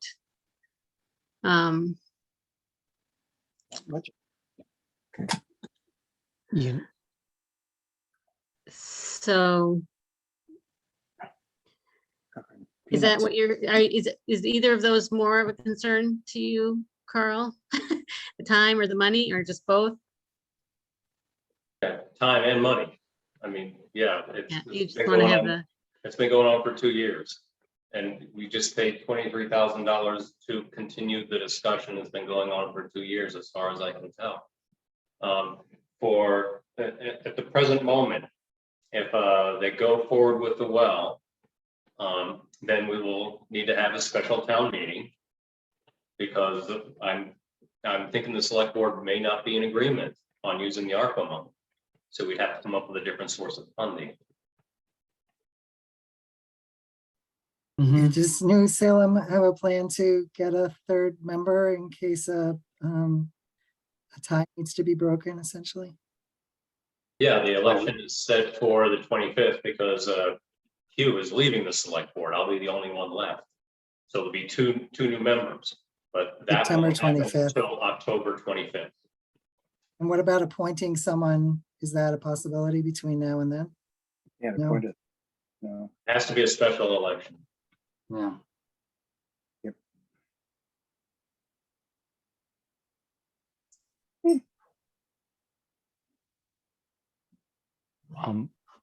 It's not a bad thing that you have a decision this evening, if that seems to be what's happening. That would be rolled into a long-term control plan that is then submitted to DEP. And they're not in the room right now, I guess, and they may agree with the plan or they may not, or they may request things or not. Working for you, we would make the plan, we would kind of nudge DEP towards doing this with as little administrative fanfare as possible, for lack of a better term. I'm talking about the BRP procedures that they typically do for establishing a new public water supply. But, if you could make your decision, we can put it into the plan, and it will be the long-term control plan that we pull together and is submitted by you or by us on your behalf to DEP. And at that point, we see what happens. We're not sure what will happen. They might go for it. If not, it would be sort of disingenuous to say, nah, we wanted the treatment all along, and then tell you, nah, you can't drill a well because we just wanted you to do treatment. It seemed like they allowed, in their latest consent order revision, they were allowing for the option to drill a well, even though I have to say it's not risk-free. But Eric, can I ask another quick question? In terms of where you would put the filtration system, was the asbestos issue at all in your risk assessment? nope, that's new information to us. And the idea that do you feel, it seemed like it was unlikely to be able to fit it in the mechanical room and that the closet was really the better option? 60-40 in favor of the closet, but I Okay. can't say it's impossible to put into the mechanical room. And the fact that there would be asbestos, if you're going that route, the fact that there's asbestos in nearby there is encouraging to really look hard, if you choose that route, really look hard at the treatment system in the mechanical room. Okay. As hard as we possibly can, if that's the route. Yeah. Dan? Thanks, Eric. Yeah, I just had a quick word for Carl, and that is, Carl, I really appreciate your concerns, and I agree with a lot of them. I do think we need to get this rolling as quickly as possible, but I also think that the best bet is to go for the best long-term solution first, which is just sort of rephrasing what Doug said. But I think that in the end, the school and the towns would be much happier with a clean well than they would with a dirty well with a filtration system on it that needs expensive maintenance. And because we are on a very tight timeline in more ways than one, not just with the DEP, but with the school kids, I would humbly request you to go along with this plan tonight and get things moving. If something comes up with the siting of the well or other problems, we can always move to the filtration. It's always an easy option because we have a design. So that's my humble request for tonight. There's nothing stopping you from making the well the long-term plan. Nothing at all. The only thing I'm saying is that the source of funding for New Salem will become more complicated. And the process will become more complicated. And the fact that the New Salem Select Board is about to change drastically, become more complicated. I have no idea what the two new people are going to want. And so I'm looking at a path that I know will work. In a couple of months, it's going to be a new ballgame. But that's a couple of months of delay. Or more. Right now, the select board has made the decisions on ARPA funding. Are you saying, Carl, that we can't commit that funds under ARPA? I'm saying I'm not ready to gamble $105,000. You know, and it's not free federal money. It's still taxpayer money. Right. And you know, we've got a lot of competing projects that we could spend the money on. So, you know, that's why I want the sure fix and move on. Just want to point out that the difference, but to be figured that there might be an asbestos problem, yada, yada, the difference between the cost that as Tig and Bond have estimated for the filtration system and the cost of a new well, to cost New Salem, it might be the difference $15,000 or $20,000 more. That's what you're talking about, unless the new well fails, which is possible. But you know, That's the gamble. You know, a lot of things are possible. You know, it's not the only one that's possible to fail.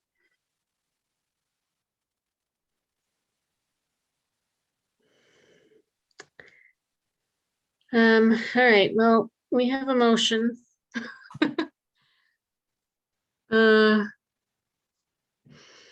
Motion right now is for Wendell.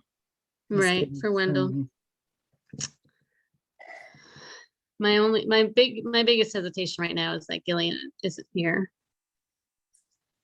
Sounds like if it doesn't, I don't know, from where I sit, sounds like New Salem isn't likely to come to consensus tonight. So it's possible that we could put this on the agenda for Wendell's select board meeting next week and give New Salem some more time to deliberate. We can do the same. We just had our meeting Monday, so it would be a week, whatever the 6th. We're probably on the 6th, Kathy, because of the holiday. Oh, yeah, if that's the Tuesday, it'd be the 6th, yeah. Okay. Or you want to put it on our agenda for 9/6 and have another discussion? Do you want to invite people in town to have a discussion on it? Yeah. Okay. All right, I think that sounds okay. We can hold off on that motion, Dan. And Yes, that's fine with me. okay. Okay, thanks. And we will discuss it at our next meeting as well. And maybe we can call this over for tonight. And thank you so much. What a tough topic it is. And now we have another one. So just to be sure everybody's ready to move on. Let me know if you're not. And the next thing we wanted to discuss was cost apportionment for high needs students at Swift River. And maybe Doug wants to start this off. Well, to begin with, I'd say that this is really, it's very small amount of money compared to anything else we're talking about. And we're talking about a very small adjustment.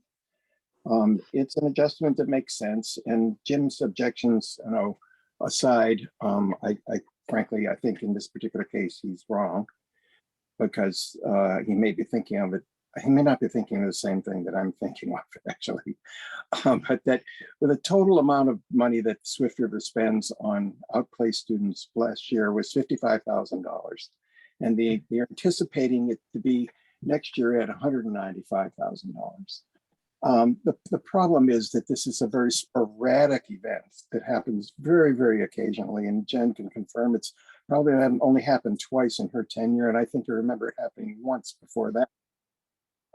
The issue is that when we take these special needs outplaced students and we split them to 60-40 the way it happens to be right now, Wendell winds up paying $30,000 more than New Salem does for that particular event.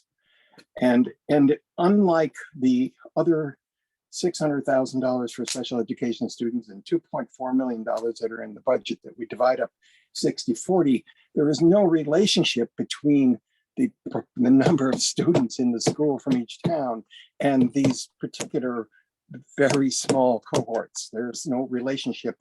That 60-40 means nothing. And I would point out that there are other fixed costs that we have never separated out from that 60-40. Some of the Union 28 expenses, perhaps the principal of the school, some things like that are fixed that don't make any difference according to the proportion. Those we figured, those all work out in the long run because, the town's proportions change over time. 10 years ago, it was 60-40 New Salem. And it'll probably be 60-40 New Salem again at some point in time as the demographics change. So these things happen, but these particular small cohorts happen sporadically and at unpredictable moments in time.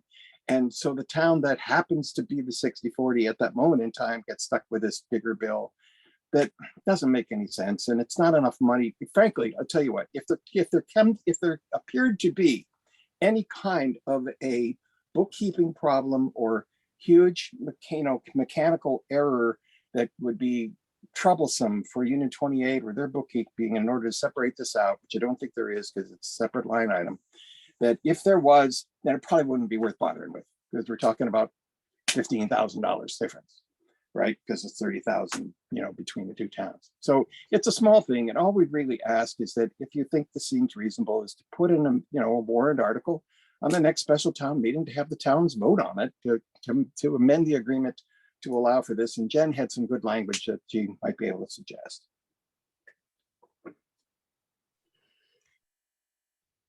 So I don't know if we want to hear from the school in terms of if there's any issues or if New Salem Select Board wants to weigh in. This is one that I'm from last year's budget. I know we go through this, I think with Mahar, that our rate goes up and then it goes down based on the amount of students. And that's what you're talking about is right now is this apportionment between you're paying more because your student level right now demands that higher volume of contribution versus New Salem's, right? Doug? Only talking about changing the way we expense the small cohort, which is about $200,000 if for next year. This is actually this year. For next year, okay. Next year was going to be 200 because of a student who is going to be outplaced. And that was anticipated for this year, but then the bookkeeper realized it wasn't until next year. And a lot of this would probably be circuit breaker eligible. So something between 60 and 75% of it might be reimbursed by the state. So the difference even comes down even smaller. So it's not big bucks, but you could have a situation where if you had 2 or 3 people being outsourced with the way costs are going, that it could be a larger amount. And it seems to me to be an advantage of the two towns to share this kind of event 50-50. It's good for both towns in the long run. Because everything with the school right now is generally 50-50, other than some of these, you use the word cohort, is that? No. Generally, it's all 60-40 right now, except for capital improvements, and I'm asking for an exception for this small cohort of outplaced students. The budget right now, Wendell pays $420,000 more than New Salem for the operation of the school. Joe on that. And that's based on the prior agreement, because this is way over my head tonight. Okay. We've been doing this for. I can share Yeah. the agreement language if that's helpful. Yeah, no, So- Kathy sent me the agreements today, but I didn't have Oh. time to read them in between. Yeah. a So I meeting. could briefly share, right? Okay. Yeah, What's- go ahead, Jen. What's split 50-50 are capital costs, and it pretty clearly spells out in the agreement what the capital costs are. So acquiring land, constructing, reconstructing, adding to or equipping the building, remodeling, making extraordinary repairs, construction of sewerage systems, sewage treatment and disposal, purchase of or such sewage systems with municipalities, leasing equipment, and principal and interest debt service. Those are all capital costs, clearly delineated. Mhm. Everything else is based on per pupil enrollment, all of the other operating costs. So if the towns decided to do this, then the language in the agreement would have to be changed. Right. So right now, if you have 25 students and we have 15 students, you're paying the higher apportionment. When our population goes up and we have 35 students and you have 15 students, we're paying the higher apportionment. It does shift based Yes. on population. Yes. Okay, but right now, your population has been up consistently versus our population. About 6 years ago, it was about 50-50, maybe 7 years ago. It was 50-50 7 years ago, but right now it's top heavy on your side. Yeah, and 10 years ago, it was the other way around. Oh, okay, okay. So it worked for a while, but if somebody stays populated, you're paying longer. Right. It works. Yeah, Hugh, historically, 15 years ago, we got together with New Salem. New Salem was 60-40 at the time, and they came to us and they said, we'd like it all to be 50-50. And we said, well, we're fine with either way. What our interest is that it remains the same. And then, Right, if we're high, you got to do the same. yeah, and New Salem came back and said, well, okay, we're happy with it. We'll just do this in perpetuity. Because actually what they were looking for was to be different for 1 year or 2 years or something. No, it has to be all the same. What I'm saying is these particular outplacement incidents are outside of the apportionment process. They have nothing to do with it. They have no relationship to it. They're sporadic. They are not likely statistically to fit into that proportion. In other words, when we're 60-40 right now, the likelihood of that particular outplaced student to be from New Salem or in Wendell is infinitesimally different. But we don't know. It's just about a flip of a coin of which town that student is from. Okay. Whereas all of the other expenses that we pay, or at least have a relationship with the cost of educating them to that 60-40. Whereas these exceptional things, which, like I say, is going to be like $200,000 next year, probably, assuming this happens, will be burden paid by Wendell. And you can't statistically say that when things are flipped back the other way, that they'll necessarily be a student that will cause this to happen when New Salem's paying more. It's statistically nothing. So if we divide this 50-50, this is one particular kind of thing, it will be fairer and less of a burden on both towns over the long run. Because you could have 2 or 3 students like this, and it could be $600,000. And then we wouldn't be talking about $30,000 difference. We'd be talking about $100,000 difference. And we're already paying $400 more than you. So, you can look forward to that happening to you in 10 years, or you could say, no, let's just do this 50-50. And we know we'll really be helping each other in the long run by having this particular unpredictable incident be shared equally. Okay, so you're asking for it to be on next year's warrant, not be for next year. Yep. Carl has his hand up. Sorry, Larry. As far as I can tell, this requires a town meeting vote to amend the agreement. I agree with Jen. Come up with language to that effect. Yes, Jen and I. Right, Jen? You know what? It's nice to see something and go, Can we work on this for the next 8 months before our town meeting rather than like Well, do the no, 30 days no, and 30 you're gonna- minutes? I probably have to visit next special so that the school And as committee. I said to Doug and Carl in separate conversations, we would definitely want to have language vetted by legal counsel to make sure we're not opening ourselves up for Right. further expense. So Exactly. do the finance people get to like get in a Zoom meeting and go at it to kind of figure that out too? Rather than just select boards? The more the merrier.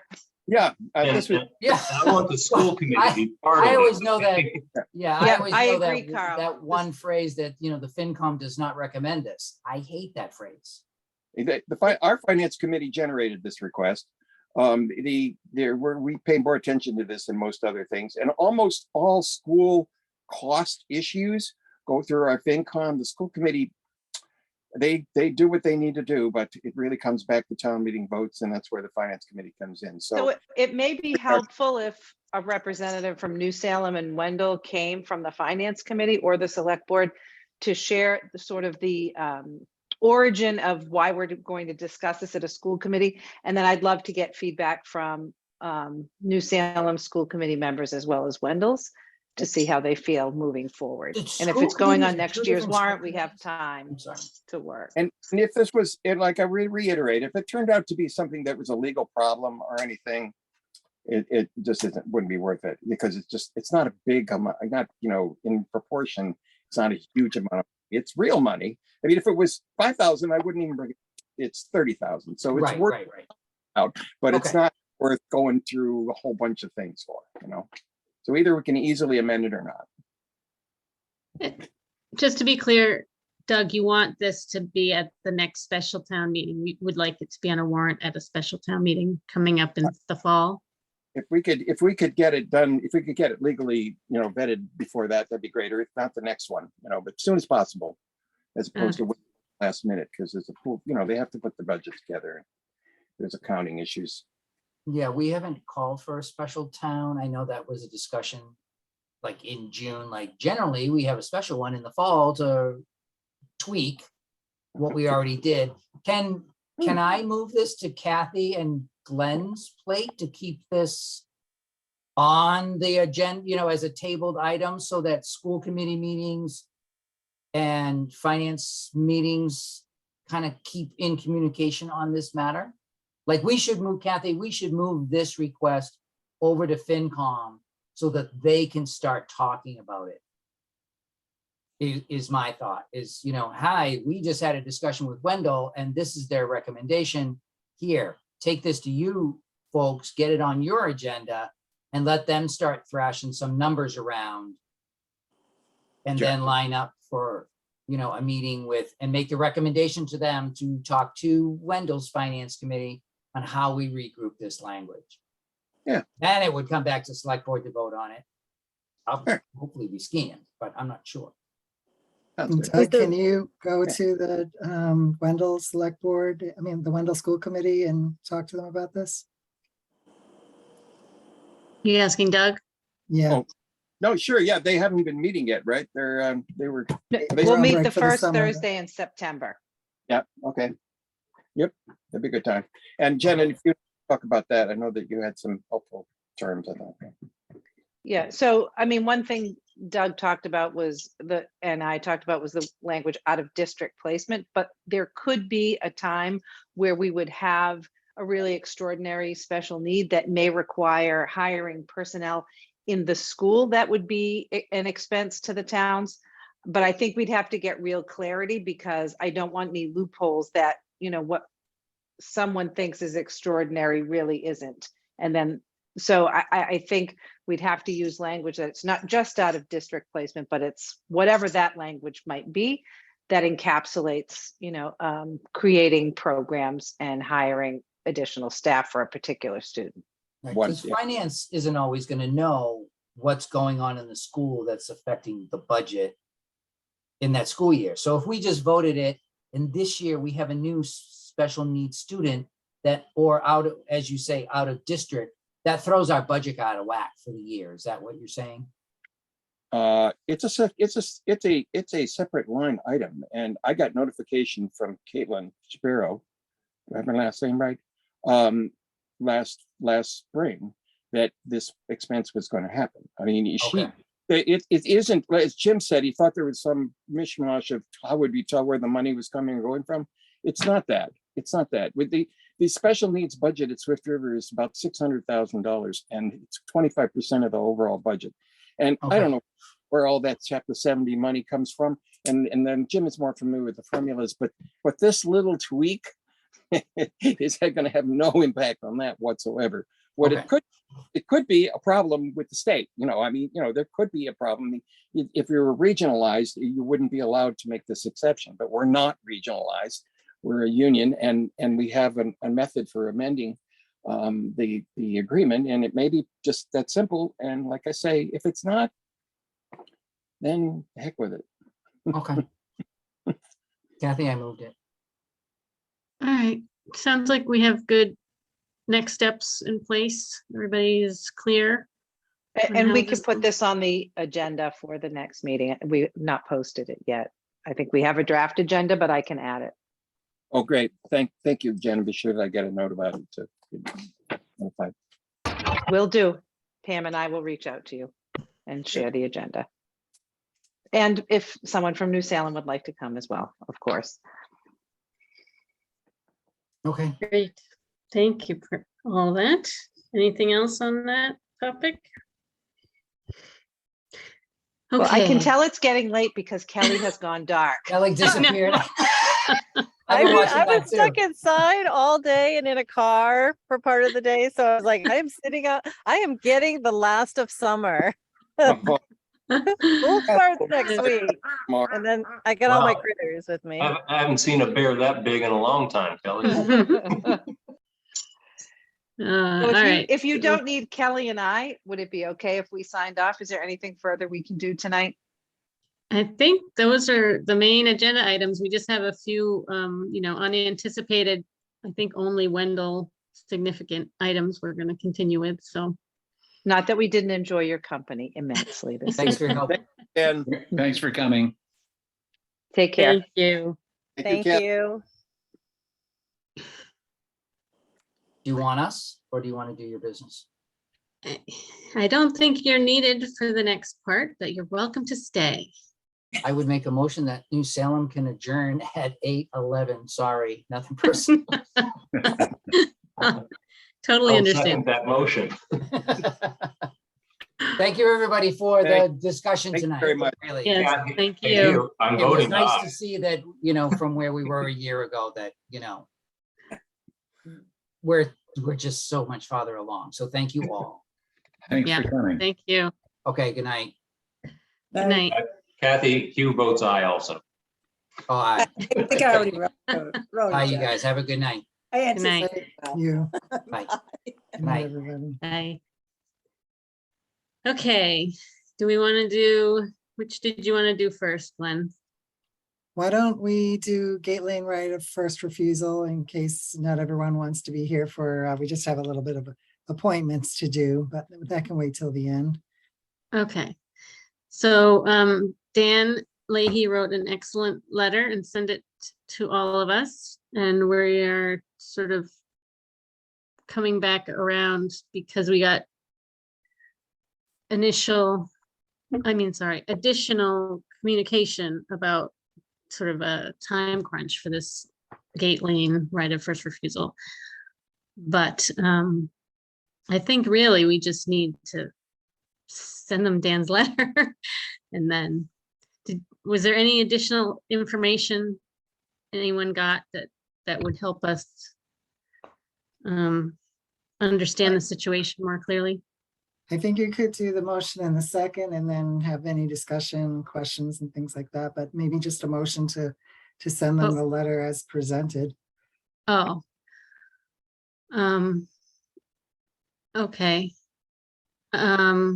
Well, let me just say, I know Dan wants to send it certified, but I really want them to get it in an email as quickly as they can. I know, and maybe we can do both. I know one of the emails that the Realtor said was, please send us something in an email so we know what we need to do, right?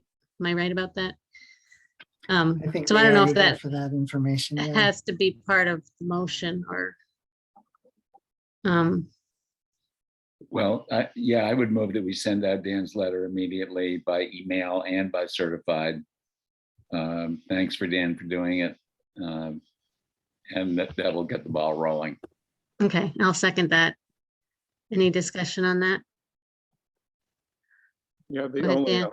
the only issue is, so it'll go certified, but Glenn, can you also request that there's a return receipt? Yeah. So that you know that they've received and accepted it, so you'll have a record of that. And then the only other question for Glenn is, Glenn, you'll be able to clean this PDF up. You know, I have notes on it. It's, you know, it's at the top of the PDF. It says it's a draft and send certified, etc. So will you be able to take that PDF and convert it into a letter from the select board? I can. Word is easier if you have it in Word format. You can. I don't have, no, because I'm working on a Mac.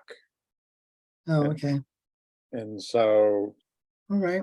when I sent you the file this morning, like no one can read it. So, Well, I have the PDF editing software on my home computer, so I can do that. okay. And then I guess the other note was that just to keep the lines of communication open, we should CC the Board of Assessors, the Planning Board, the Conservation Commission, and the Open Space Commission. And then, Yeah, that's on the letter, right? And that's okay by email probably, right? right. Okay. So yeah, so that would get emailed to the town boards, and that'll be fine. We'll just want to be sure that the original is sent certified, return receipt requested. And then the last thing I'd like to mention, that, you know, there is an invitation at the end of the letter if the landowners want to speak directly to the select board about this matter.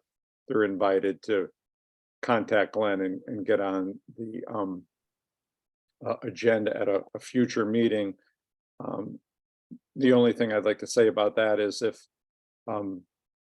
I could be present, you know, we could coordinate so that I could be present at a meeting, because I think we need to speak at one as one voice, you know, in the around the details of Chapter 61, right of first refusal, and any other matters that might come up around this. So, yeah, we'll do that. Yep, that sounds good. All right, great, thank you. Thank you, Dan. Okay, any other discussion? All in favor? Aye, if you remember Aye. the motion. All right, You need me for anything else? I don't think so. Hey, Doug, thank you so much for all your input on this. It was Yeah, very, thanks, very Doug. helpful. Troublemaker as usual. I'm sorry. Well, there's a lot of complicated stuff going on, and you've got a handle on so much stuff. It's really appreciated. Absolutely. The positive spin. Thanks. Soon, I'm sure. Just say thank you.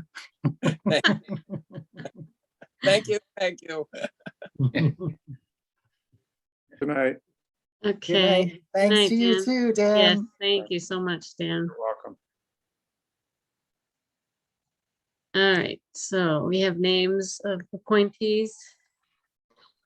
I don't Yeah, remember. I'll give you the ones that I have appointment slips already for you to sign, which is Phil Delory for the Wendell Personnel Review Committee, and Blackbird, what if I have it here? Mandy Blackbird for the school committee. Really? Okay. Okay, so just those two we're voting on? Yep. All right, I'll make a motion to make those appointments. Is that good enough? Yep, that's good. You A want a second? second, Dan? I second. All right, any discussion? Oh, Anna needs to say something. Did we you get it want to wrong? appoint Anna Georgie too? I did not get Anna Georgie. She's for the school committee as well? No, she's for the She's for energy. the energy committee. but that was. Yeah, to let's an just. Yeah, I we don't have a had slip that. for her yet, so we're gonna put that on next week's meeting. Okay, that's fine. All right, so all in favor? Aye. Aye. And so we need to come in to sign. And in terms of that certified letter, though, when is that? You want us to sign that, I assume? When Oh. are you actually going to be able to do that? It's just, I mean, I Or can we could- email it to them tonight. I have a doctor's appointment tomorrow. I was not planning to come into the office. Let me see if there's, I think if we get the email out, I don't know if there's a rush with the certified letter, but Yeah, or the Anyway. appointment slips. does Anna does anybody need the appointment slips quickly? Yeah, Anna, Yes. you need the poll yes, workers. We have our first school committee meeting next week, and I would like to have Mandy sworn in before then. Okay, well, we can sign the appointment slips tomorrow if they're ready. yeah, those are all ready for you. Okay, I'll do it. Also, Okay. those are the election workers as well. All of those appointment slips are ready. Yeah, I have them down as poll workers because that's how you mentioned it in the email. Yes, the election Okay. workers with the list of names I gave. Yep, Yep. they're listed as being appointed as poll workers. Yep. Good, So because they'll- those, we can- I would need to have those done soon too. Okay, And, I can go in and sign tomorrow. I can and then- too. Okay. Sorry. Glenn. I can ping Gillian and see if she can get there. It's nice to have all three signatures, but if not, you'll have what you need by Saturday, Anna. And Joy, just so you know, Anna, Joy was putting a copy of all the appointment slips I printed up into your box. So you just, even though they're not signed, but just so you know which ones are coming down the pike. So Well, the last set that she gave me were signed, and that was better. And I talked to her about that because then if somebody comes in and doesn't have their slip, I can sign my copy for my records. yeah, So the ones she has been giving me have been signed, and that's been appreciated. yeah, that's something she did was doing on her own initiative. So I'll leave that to you and her to sort out that process. But just wanted to let you know that's what she was planning to do. Yep, she and I have talked about that. Okay. And I also just have, sorry, I know this isn't an agenda item, but I haven't received agendas or minutes for select board meetings for about 5 months now. And I was wondering if I could get those because I need to have those on file, please. Yes, of course. Good. Thanks. Thank you. That's all for me. Yeah. Thanks, Anna. Thanks, Anna. And actually, you. do we need to put the signed ones somewhere else besides the select board office, like in your box? Is that whoever's the last person to sign? I've noted on the sheets, asking people to put them in the select board mailbox. Because I didn't know how Joy and Anna were going to work out how they were going to coordinate together, but I thought that way they could both have access to it. So, Okay, So when I go in Saturday, I'll find the signed slips in my mailbox and I can make copies then and keep the copies in my office. Unless Joy gets there first. so the note on the appointment says to put them in the select board mailbox, but it sounds like it would be good to put them in. Well, No, leave them in the select board mailbox. I think that's Okay. better because Joy will know what to do with it. And if I make a copy before she does, then I'll just let her know. great. Okay. awesome. Thank you. Okay, anything else unanticipated? Nice long extra meeting. Mm. All right, then we can have a motion to adjourn. I'll make a motion to adjourn. I'll second that, Lori, and thank you very much for doing a great job on Oh, chairing thanks. this meeting. Yes. As always, very nice Impressive job. facilitation. Thank you, thank you. Thank you, Light Glenn. All touch. right. Well, all in favor to adjourn? Aye. Aye. And see everyone soon. See you soon. See you soon. Bye.